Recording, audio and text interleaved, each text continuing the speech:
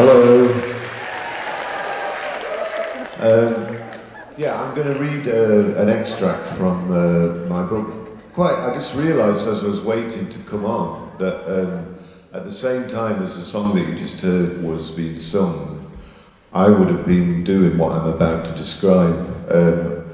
I just left school when the miners' strike was on, and my way of avoiding what was going on in the real world was to go to nightclubs. And this is going to be my attempt to combine nightclubs with literature. I don't know if anybody's tried it before, and they may have failed, but let's see if it can happen. Thank you. So, at the time that I wrote the book, I found that nightclubs are dying out. The number of UK discos has almost halved in the last decade.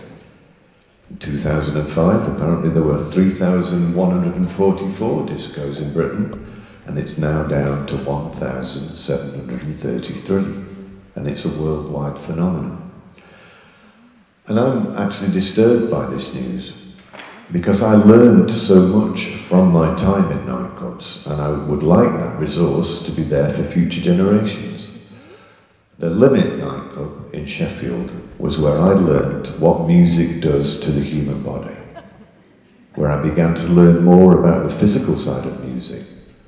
I had started moving around on stage with the band when we played concerts, but listening to music was still mainly a head-based, passive experience.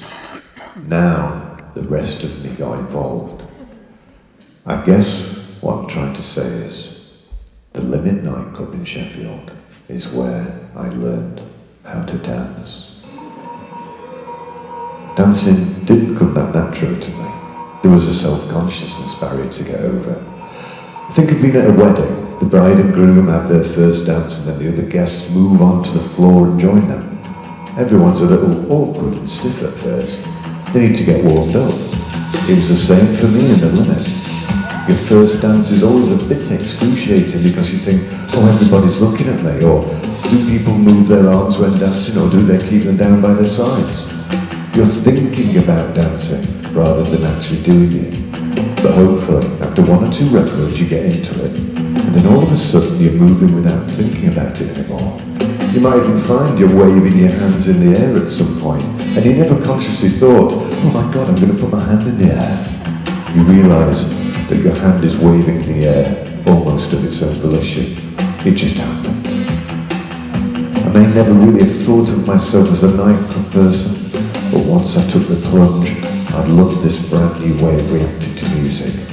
Plus, in the years I was going to the Limit every week, dancing was probably the only physical exercise I ever got.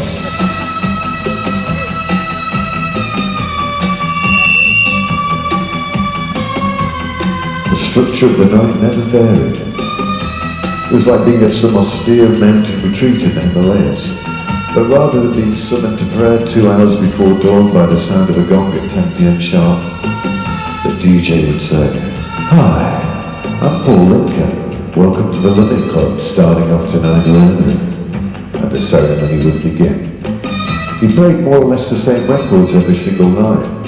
An astounding statistic when you consider I went to the Limit at least once a week between the years of 1982 and 1988. Very zen.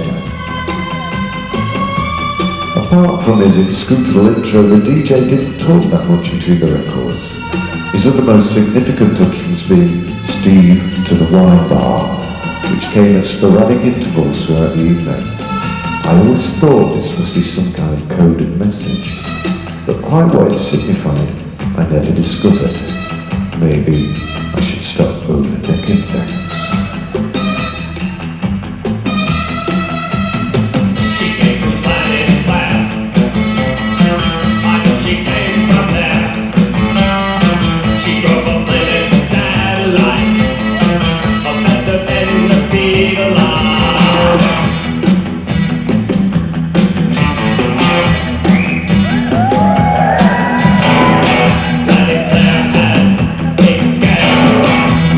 Trees are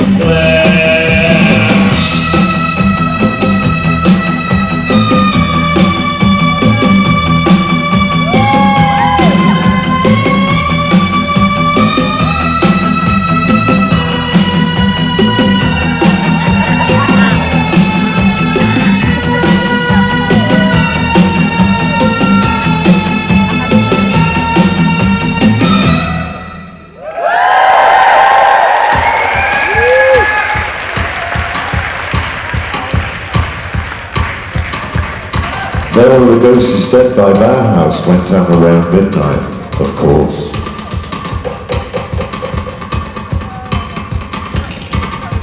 I know every single second of this record, and many others off by heart, without ever having owned it, because I heard it so many times over the years in the limit. I never got tired of dancing to it though. And before you ask, no, I was never a goth.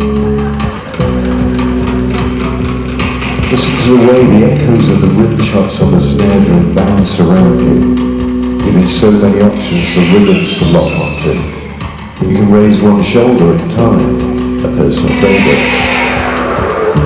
You can take one step forward and one step back while staring at the floor, favourite dance of goths at the time. And underneath all that complex rhythmic activity, the stupendous simplicity of David J's 3-note bass line, making sure you never lose your bearings.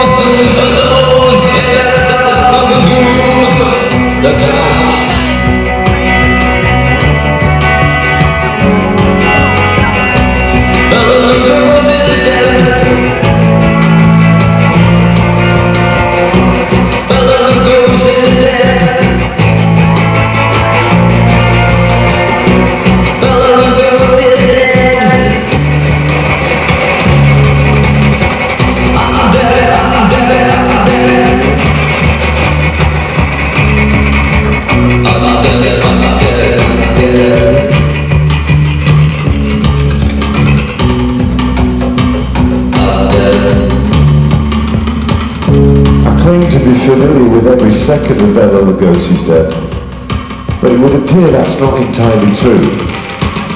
I've always assumed that Pete Murphy was singing I'm dead, I'm dead, I'm dead.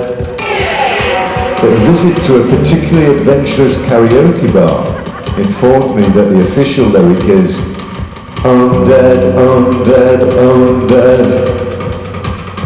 But I much prefer my version. In the limits, reaching that point of the song made me think of the "Turn off your mind, relax and float downstream. It is not dying, it is not dying." The Beatles tomorrow never knows. Ego death on the dance floor. A regression back to an older, more primitive way of being. A state of bliss and non-being, where the mysterious Steve is constantly and endlessly making his way to the wine bar.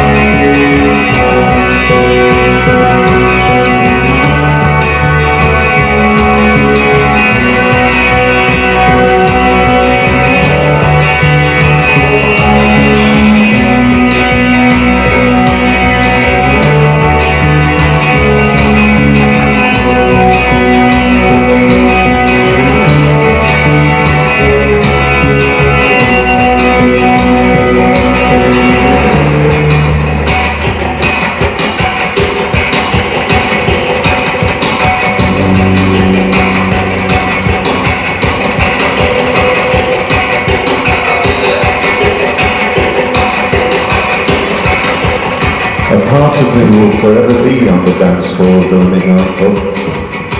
A few years ago I was asked to contribute to a special edition of a magazine that was dedicated to the subject of nightlife, and my mind went immediately back to the nights I spent there. Here's what I wrote.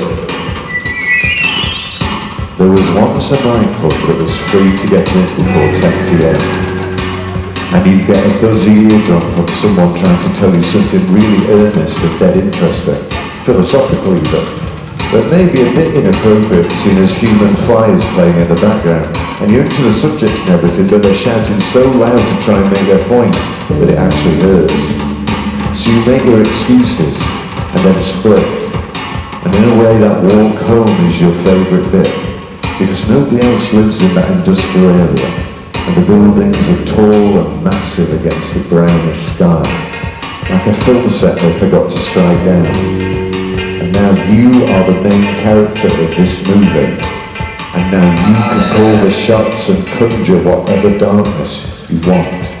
The darkness all around you and the darkness within you, the dark corners of yourself where you haven't had time to explore yet. In the daytime it's very hard to feel like the master of anything, but here in the night time, it's your time in the limelight, or the lamplight. No difference really. You own this town, you are a city, and you feel life, the nightlife, move through you. And in you city, night goes on as long as you want it to, because you're in control. And unsanctioned daybreak is illegal, and there's plenty more where that came from. What if there was a person like that? How do we show our true colours? How do we display ourselves to our best advantage. Contrast.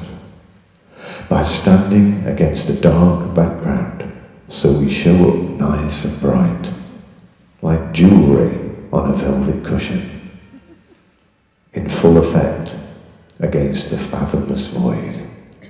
And what could be darker than the night?